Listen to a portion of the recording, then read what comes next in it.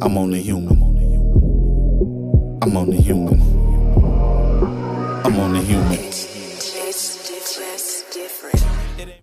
Welcome, ladies and gentlemen, to Sports Talk. I am your host, like always, Zach Barnett. I have a special guest today, and I don't think she needs any introduction, but my special guest is Venus Lacy. She won championships at every level of basketball that she played and was an Olympic gold medalist. Stay tuned for the interview. This interview is brought to you by B&D Sports Media. Let's hop right into this interview, but first, like and subscribe to our channel on YouTube. Sports Talk 1996. Let's go. Yes, ma'am. So let's start off about the golf tournament first. So, what was your experience of the WAB Sporting Celebrity Golf Tournament that Mr. Buckingham put on?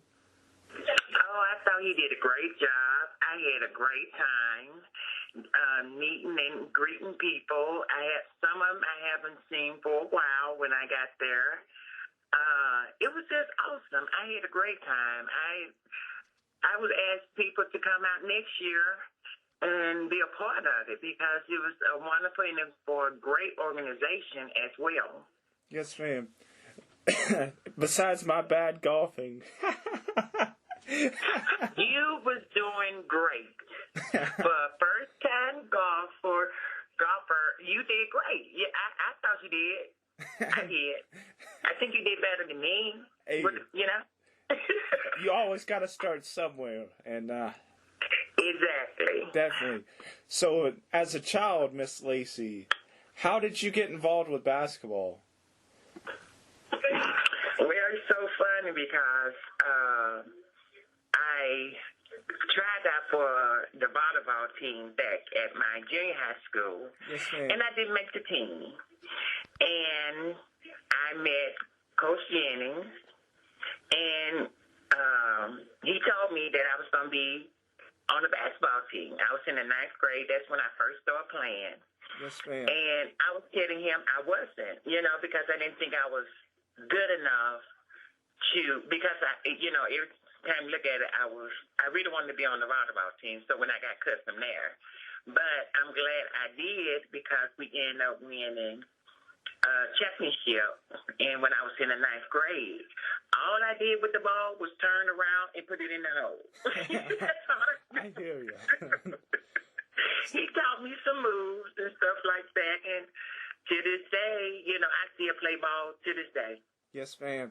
So, what players in high school had the most impact on you? I think Regina Poit, Judah Tolliver, oh, wow, in high school. I got to remember their names. Hardy, Anita Hardy. I'm going to have to say my good friend, late friend,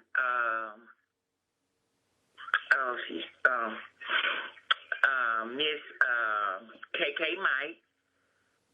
She was one of the outstanding players in Chattanooga before me. Even though we was in the same age category, she was awesome. KK Mike was an awesome basketball player. I felt like I knew that she was going to end up being in the Olympics one day, but she stopped playing and stuff like that. But she was one of my biggest inspiration, and my sister Deborah, and my mom, because I found out that she used to play half-court basketball. Yes, ma'am. That's a great story. So how was that transition from the high school level to college at Louisiana Tech? Well, I didn't go to La Tech at first. I went to Old Dominion. Yes, ma'am. And it was, when I went up there, it's 13 hours from home. This my first time ever being at a school where blacks was not the priority.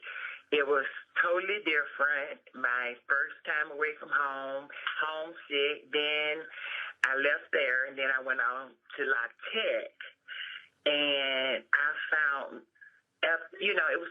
I called other schools after I left Old Dominion, but La Tech and University of Alabama, they offered me a second chance, and I chose La Tech. That was 7 hours from me, because I needed to grow as an individually. I went there. I redshirted for a year. I was able to play with some top athletes, and then as Coach Barmore and the other coaches started teaching me this and that, they made me a better person and a better player. Definitely. So that 1988 season, what led that team to the national championship, in your opinion? Wow, teamwork. It's so different today. Team. That's what we had. We had team. We played as a team. Today, I think they do a lot of individual playing. Definitely. But I'm a firm believer. One person cannot win a game. Definitely. You have your defensive players. You have your shooters. You have your rebounders. You have a team. And we could not have, one person couldn't have won that game. 2, 3, it was us as a team. Our bench was loaded. So when the starters went out, they had us to go in for them, Definitely. And we made up for that first line, So, in our practices, if you could have saw our practices when I was back at Tech, we had bloody lips, black eyes, bruises. I couldn't go through that no more. And me and my teammate, my roommate John, we were tired of getting beat up by him. And I just said no more. And I just started getting physical, but doing it the right way. Definitely. Basketball is a physical sport. I don't understand why they cry. I hear you on that one. It's supposed to be physical. Definitely. You're supposed to have like bruises and stuff after a game, right? It's just like football. Hey, definitely. But not today. Nope.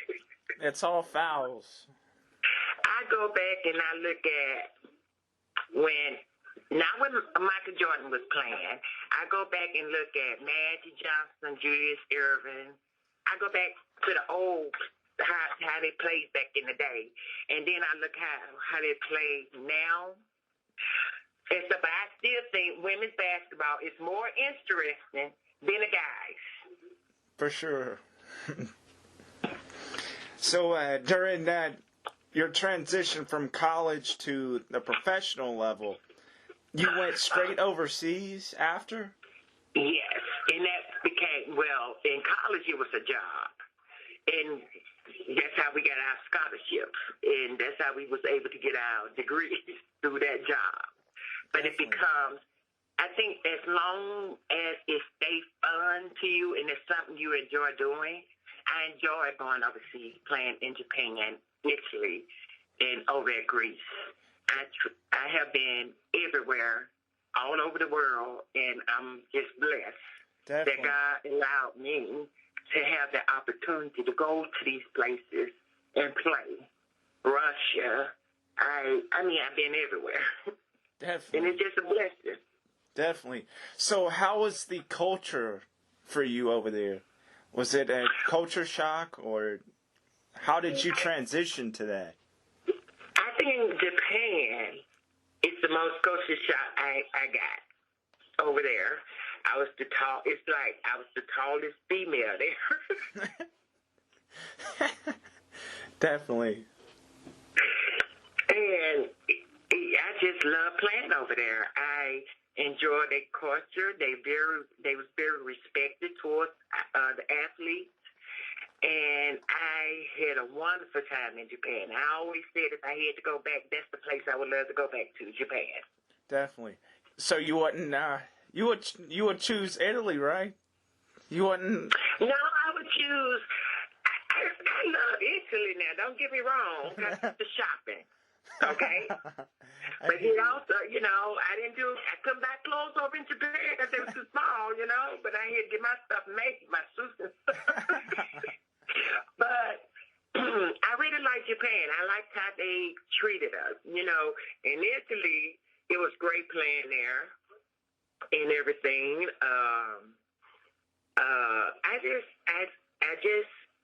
And Greece was wonderful. Don't get me wrong.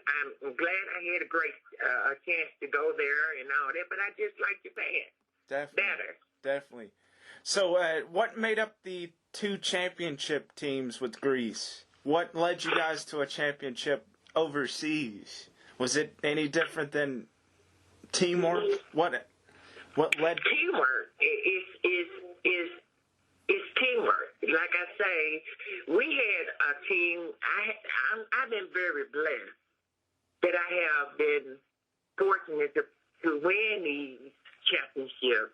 So we had a team, Definitely. And I knew my job. My job was rebounding and scoring, blocking. They knew and defense. Defense, if you look at defense, it's the what? Win games. Yeah, you Definitely. can throw up a Hail Mary and fall in sometime, but that defense and how bad you want it, that's what win games, how bad you want it. Definitely. So let's transition to your WNBA career, Miss Lacy. How was that transition from European basketball to American basketball? Okay, I played in the ABL. That was the league started by the Olympic team in women. Yes, ma'am. That we needed a professional. It was the ABL that came before the WNBA. Yes, ma'am. And I played in Seattle. I played in Long Beach. I played in Nashville. And we came in second when I was in the ABL, and then. But that was the first. I love that league because we made money. Definitely. Now, as transferring to the WNBA now, I'm not knocking that because it helps females. Yes, ma'am. And I enjoyed my stay there in New York. And I come back with teams and everything. Teresa Witherspoon, Vicky Johnson, Katie Stanley. I think I'm pronouncing her name right. But I think she's the head coach now at New York Liberty, Katie. And I enjoy playing with all of them. Kim Hampton, I enjoy playing with all of them. Yes, but ma'am. unfortunately, on that, in the WNBA, I have never won on that level and stuff. But I have played in every league that they have had. Yes, ma'am. And the United States team where you won the gold medal, I bet you that was very rewarding. It was, I'm going to tell you, I don't watch any games of me playing. But my sister called me, and they had the 1996 Olympic team on ESPN. And I sat there and watched it, and it brought back so many memories. I remember before we even played the last game for the gold medal. Yes, ma'am. And we was out and getting ready to come out to the crowd and get on the floor and stuff. And Lisa Leslie, she was so nervous. And I didn't understand because she's one of the best players to ever play the game. But if you're not nervous, that means you're not ready. Definitely. That's how I see it. And she got out there and she played, and I'm going in there having the opportunity to play with Teresa Edwards, Dawn, Lisa Leslie, Ruth DeBowen, Cheryl Strooks. Just having the opportunity to be a part of that, it was amazing. Definitely. And we had fun. Definitely. Hey, that's what it's all about. That and building bonds. Right. Definitely. So my last few questions for you, Miss Lacy.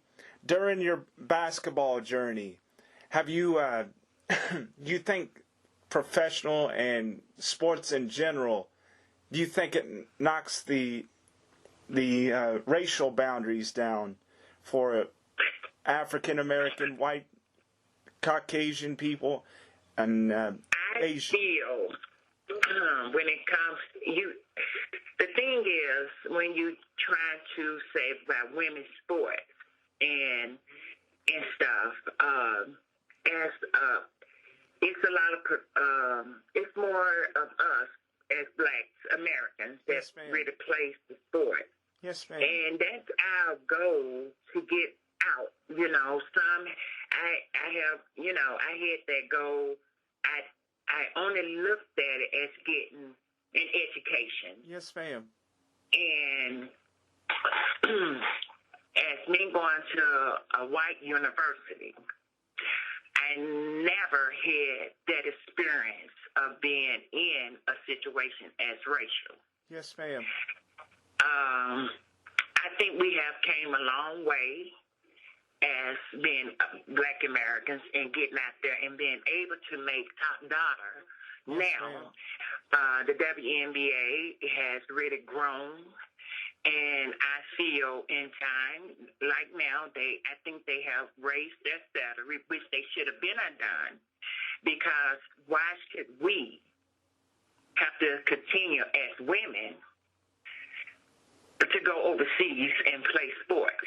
Yes, when ma'am. we have one here who should be able to pay us not just 300 and some thousand, put us up in that brink with the guys. Definitely. And pay us. They should be making millions now simply because we're doing the same thing that they're doing. Definitely. We busting our tails, so why can't we? But I think that we as African Americans have came a long way when it comes to basketball. Definitely. Definitely. So my last question for you, Miss Lacy, the trials and tribulations of basketball, the lessons that you've learned through it all, have you applied those things to your personal life? Well, after I finished playing basketball, what it taught me is to always stay at my best, always respect others, Definitely. and you know what you're able to do. It gave me so much confidence that I can go out there in the working world and feel like I can make $100 or $200 salary because I have a degree. I have coached and stuff, and they don't really give it in high school, and that's why I did my coaching in high school. Definitely. But I enjoy the kids. That's why it's not the money to me. And everybody be like, Venus, you can't do it for free and stuff. But I have to get my foundation back going. But Yes, ma'am. I have a foundation, and it was to cater to inner city kids. Yes, ma'am. And it was a free camp, and I had over 100 kids coming. And it taught me how to give back to my community. Yes, ma'am. And not just my community, other communities. Because if I just stay in the inner city with the inner city kids, I don't want to just stop there. I want to help all kids Yes, of ma'am. all colors. Yes. And whenever I coach, I never cut a person. I always allow them to cut themselves. Because if I felt like not cutting would show me who really wanted to play the game. And that's when I was coaching at DPS, we came in third. And they have never, the middle school have never came in third in a long time. And, so I think if I would have stayed with them, I would have hit a couple of championships. But it's still not late. I might go and start coaching somewhere else. I don't know yet. All I know is where God placed me in life. Definitely. That's what I would end up doing. His calling. Definitely. That's all, folks, for our interview today. Don't forget to like and subscribe to our YouTube channel, Sports Talk 1996. Thanks again, and God bless.